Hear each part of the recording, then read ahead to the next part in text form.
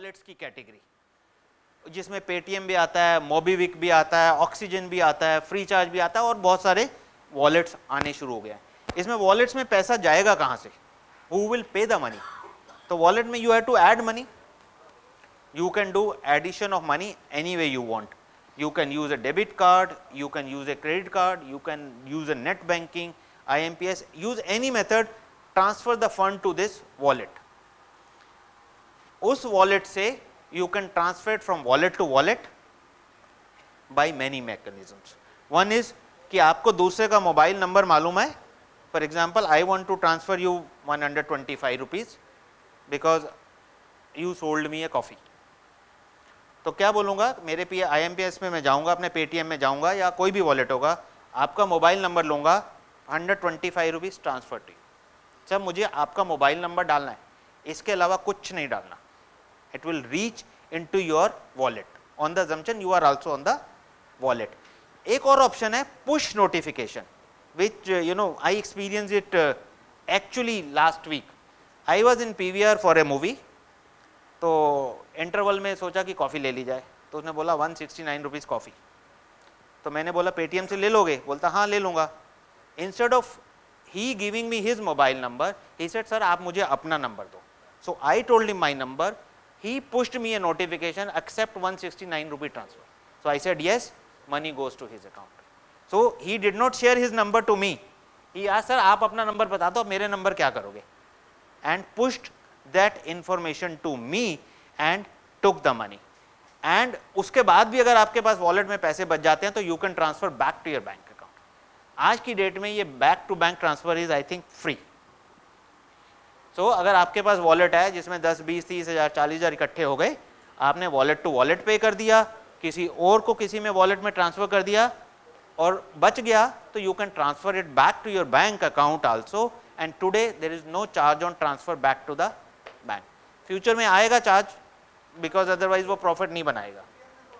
हाँ जी, अभी नहीं आया, उन्होंने थोड़ा डेफर कर दिया. बीच में आया था नोटिफिकेशन कि आएगा, but they have deferred it for the time being. But इसकी रिस्ट्रिक्शंस भी होंगी. इसमें सबसे पहले तो आपको एक पासबुक की तरह मिल जाएगा कि who gave you money, home you paid. तो इट्स लाइक ए पासबुक. पुराने जमाने में होता था ना, बैंक में जाते थे कि पासबुक अपडेट कर दो, वो लाइन में लगना पड़ता था उसके लिए भी. अब तो कंप्यूटर से निकाल के पकड़ा देते हैं, बट पुराने ज़माने में हम लोग बैंक की लाइन में लगते थे कि भैया पासबुक अपडेट करा के लिया, कितना पैसा बचा है.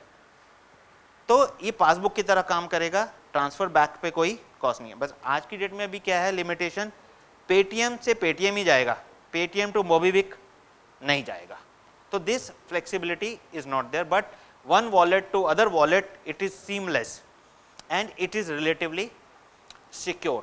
The second category is your UPI, Unified Payment Interface. Again, it is working on the IMPS platform where ATM platform is there and your all banks are linked.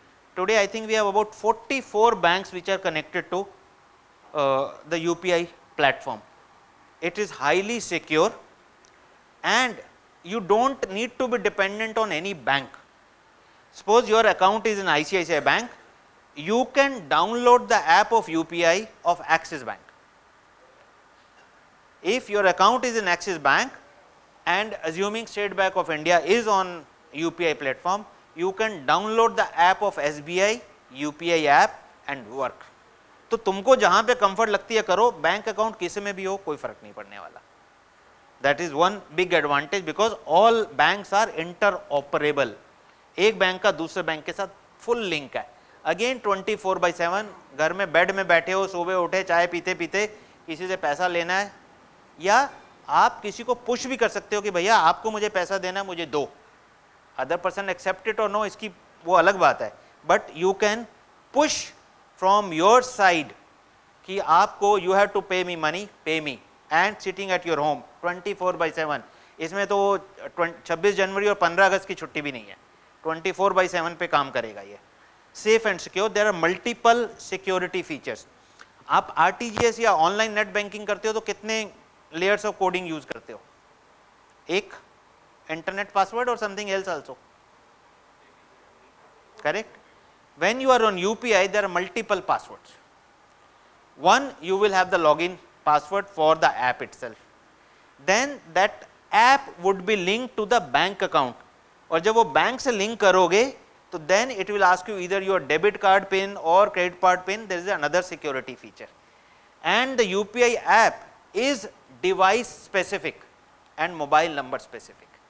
तो कल को आपका सिम चोरी हो गया, थ्योरी में हो सकता है, मोबाइल चोरी हुआ तो सिम भी चोरी हो गया, तो उसने अगर वो सिम उठा के दूर से फोन पे लगा दिया तो this will not work, because that SIM had a connectivity and the linkage to the device itself. The moment you change the device, this UPI app will block transactions on that. So this is highly secure from that perspective. ठीक है, hackers करने वाले तो यार कुछ भी कर लेते हैं, but on day to day life basis this is far more secure because it has at least 2 to 3 layers of security transactions. Paytm में थोड़ी सी कम सिक्योरिटी होती है कि बाई चांस मेरा फोन खुला रह गया तो पेटीएम की ऐप में जाके मैं बोलूंगा कि भैया उसको ट्रांसफर कर दो, but then there are other limit. तो there are 44 banks. Bheem is one of the UPI apps. It is not like independent anything. It does not have a name of a bank. That's all. Bheem is also UPI. PNB, Axis Bank, Citibank, SBI. You choose the site you want, you can upload. Then the process is very simple. As I said, first you need an app. You can choose any app. You have to install it on phone. Very easy. You need to set up a 4-digit login. You can set 1909, but don't set 0000. Don't set 1234, which are easy to recognize. Set any 4-digit code which you want. Then you need kind of a virtual address.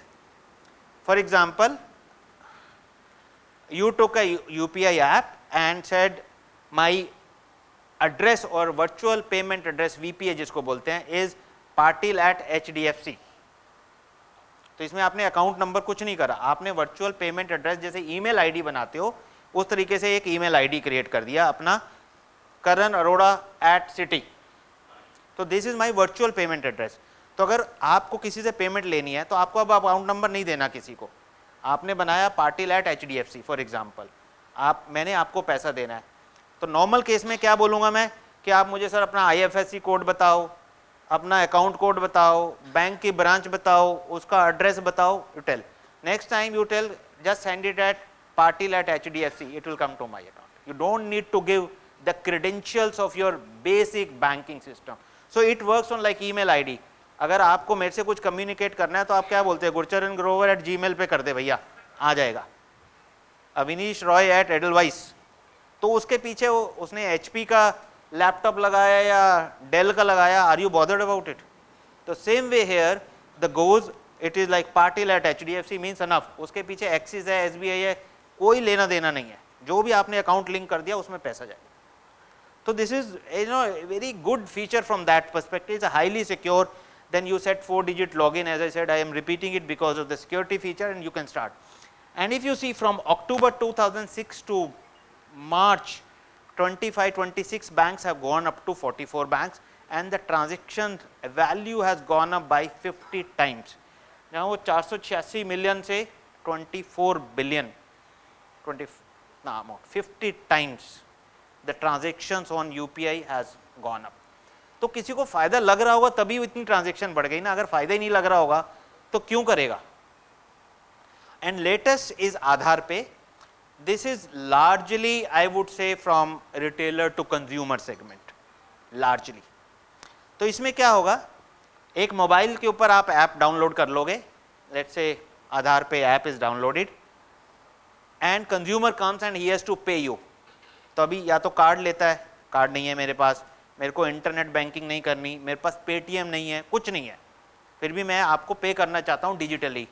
Fingerprint जो आपने आधार card पे link करे हैं, fingerprint आपने लगाया, आधार से आपका bank linked है, उस फिंगर के बेस पे the person can receive the money without having anything. इसमें तो मतलब बायोमेट्रिक डिवाइसेस आएंगी, या अगर आपका मोबाइल फ़ोन फिंगर स्कैन कर सकता है तो you don't even need a biometric device. तो अब क्या होगा, कंज्यूमर ने अगर डिजिटल अडॉप्ट कर लिया तो पैसे कहाँ जाएंगे, रिटेलर के पास, उसके बैंक में जाएंगे या वॉलेट पे जाएंगे. और उसने अगर आपको पे करना है तो कैसे करेगा, वो वहाँ से कैश निकाल के आपको कैश थोड़ी देगा. He will also move to that. So the more and more consumer, when they move to digital options, you will by default be beneficiary of that. But उनको educate करने की responsibility तो हम ले सकते हैं ना. I can have a session with you as a distributor. I can have a distributor meets in every state, every city, but end of the day the link between you and retailer is with you. So if I give you these three are very good options in general, and these are the FAQs of that option, and I tell you what kind of costs are there upfront. We are trying to work from an Nestle side with the banks to minimize the cost. अगर आप खुद UPI पे जाओगे, for example वो बोलता है I don't know how much it is, 0.5% is the cost. Let's say theory में बोलता हूँ कि NPCI बोलता है कि UPI की cost is 0.5%. But if as a Nestle and my banking corporates can help you कि per transaction cost will be 10 रुपया या 15 रुपया, इससे ज़्यादा नहीं होएगा, तो will you be happy to do?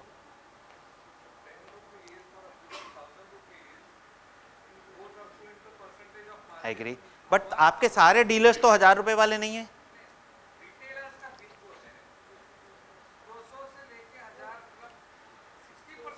So grocery small would not have it, but grocery large में तो ज़्यादा ही बिल आता होगा.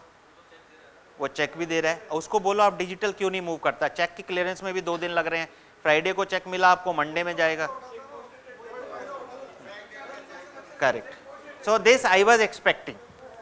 This I was expecting, and we will not have the solutions as I said. But you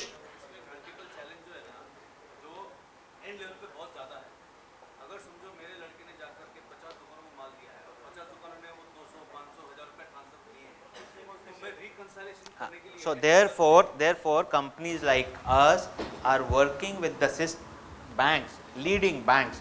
कि मैं बोलता हूँ आपने यहाँ पर SDS यूज करा हुआ है सॉफ्टवेयर कंपनी का, उससे जितने भी रिटेलर्स हैं, अगर उसका डाउनलोडेड एक फाइल मिल जाए आपको और वो आप बैंक साइट पे अपलोड कर दो, तो वो सब रिटेलर्स को एक साथ पुश नोटिफिकेशन चला जाए कि 50 लोग हैं मेरे रिटेलर में, 50 लोगों ने किसी को 500 देना है, somebody has to give 1000, somebody has to give 2000. अगर एक साथ सबको पुश नोटिफिकेशन भेज दूं, will it not be beneficial for you? See, we have to think of the options which are more efficient. I am not saying today we have a solution or cost every day perfect, but एक पहल तो करनी पड़ेगी ना. अगर पहल ही नहीं करेंगे तो हम आगे डायरेक्शन में जाएंगे कैसे. Suppose we are working with some banks to develop कि आपका अगर ICICI बैंक है and you have for example Nestle use SGS software. SGS software में जितने भी retailer के outstanding हैं, that is downloaded in your Excel file or whatever file format, you upload on the bank, and within few minutes all the retailer get a notification that this amount is due to you. Now if I give to a retailer an option to accept or reject then and there, I can do that. I can tell him you accept or reject, because मैं उसको force नहीं कर सकता, उससे पैसे withdraw नहीं कर सकता. But if I give that option कि आपने push notification भेज दिया और retailer ने accept कर लिया, it becomes faster collection. तो जब क्योंकि आपने फाइल आपने रिटेलर लेवल पे भेजी तो पैसा भी आपका रिटेलर लेवल पे आया, तो reconciliation become very easy and seamless. So it is not every solution is available, but we have the options available. तो अगर मैं एक समरी बनाऊं, green red, it is more my perception. somebody में से नहीं यार ये एम्बर नहीं होना चाहिए, रेड होना चाहिए, रेड नहीं होना चाहिए, ग्रीन होना चाहिए, but that is okay, that we can live with it. If I summarise is, अगर आपको RTGS NEFT करना है तो आपको क्रेडेंशियल शेयरिंग करनी पड़ती है सारी. फॉर एग्जाम्पल बैंक कोड देना पड़ेगा, IFSC कोड देना पड़ेगा, बैंक ब्रांच देना पड़ेगा. लेकिन POS like credit card, debit card या वॉलेट्स या UPI में ये कुछ नहीं चाहिए, सिर्फ एक चाहिए, Patil @ HDFC, matter ends, so it will link it. So red I mean you need more credential sharing, and green means you need less of credential sharing. 24/7 कोई भी बैंक नहीं करता 24/7, बाकी सारी ऑप्शंस 24/7 अवेलेबल हैं आपके पास. Let's go to secured access. Wallet has the least security. जो हम पेटीएम करते रहते हैं, there is a least security, but the exposure is also limited, क्योंकि maximum limit allowed in a wallet today is 1 lakh rupees if you are KYC compliant. If you are not KYC compliant, the maximum limit is 20 or 25,000 rupees. So it is less secure, but your exposure is also reduced to that extent. Direct credit to the bank, all options give you direct credit except wallets. Wallet to wallet चलता रहता है, then you have to transfer it back to the banking system. Transaction cost. Transaction costs are there in RTGS and NEFT. Nothing is free. POS में बहुत ही ज़्यादा है, 1.5-2% से लेके 2.5-3% तक, और MX कार्ड किसी ने यूज़ कर लिया तो 4% भी मांग सकता है वो, और चलता ही नहीं वैसे तो आधी जगह पर, चल गया तो 3-4-5% की कॉस्ट ले लेगा. But RuPay card which is a government sponsored card has significantly lower transaction cost. So if I can promote, or the government can promote digital literacy in usage of those cards, the transaction cost get used. Monthly rentals, POS machine, आप debit card credit card की machine लेते हो तो you don't even imagine what kind of cost it has. 700-800 रुपया per month rental, 7-8 हज़ार रुपया per annum rental. Would you like to pay? So therefore I put as a red. But लेकिन हाँ, अब बड़ी बड़ी दुकानों में जाओ तो सब जगह पड़ा होता है, तो दे आर एब्जॉर्बिंग इट, क्योंकि उसमें ट्रांजेक्शन साइज भी बड़ा हो जाता है. बोलता है यार 9-10% मार्जिन मिल रहा है, 1.5% दे भी दिया, 8.5 तो फिर भी आ रहा है, rather than consumer going away. Correct? It may not suit you, but somebody is getting a benefit of it. That's why number of POS machines have gone up from 15 lakhs to 25 lakhs from November to March. 15 lakh India में POS machine थी, वो 25 लाख हैं, और अभी भी ये बढ़ती जाएंगी, कम नहीं होंगी. Transaction cost are there in POS, RTGS, UPI में मैंने एम्बर करा क्योंकि we are negotiating with the UPI and the banking system to minimise this cost for our distributors solution which we are working on. अब ये बोल सकते हो कि 200 रुपये पे 10 रुपये बहुत है, आई एग्री, तो आप 200 वाले को मत ऑप्शन दो, उससे कैश ही